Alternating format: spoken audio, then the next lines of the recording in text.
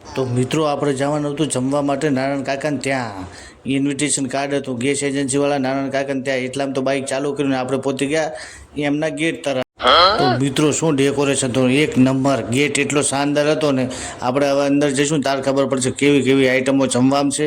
આપણે અંદર ગળી ગયા ને હવે આપણે થાળી વાટકી લેવાની છે। તો મહેશ ને અરમાન ને મેહુલ ને રમેશ ને મુસ્તુફા ને મૂન બધા થઈ ગયા તૈયાર થાળી વાટકી લેવા માટે। તો પછી આપણે ટેબલ ગોતતા હતા એટલામાં તો આપણને ટેબલ મળી ગયું ને પાંચે પાંચ જણા બેસી ગયા જમવા માટે।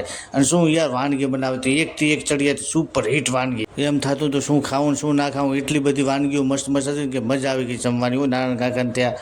પછી આપણે પૂરું થઈ ગયું એટલે આપણે જતા રહ્યા મંચુરિયન માટે। તો મંચુરિયન અમુક લોકો પહેલાં ખાતા હતા જમ્યા પહેલાં ને અમુક ખાતા હતા જમ્યા પછી। તો શું મજા આવી છે યાર, મારે તો પેટ ભરાઈ ગયું હતું એટલે અરમાન અને મુસ્તુફાએ લઈ લીધી વાટકી બે, એમ જ મેં કીધું એક એક ટકરો લઈને હું ટેસ્ટ કરીશ બરાબર। એક નંબર મંચુરિયન હતું યાર સુપર હિટ। તો આવા નવા વ્લોગ જોવા માટે બન્યા રહેજો। તો ધન્યવાદ।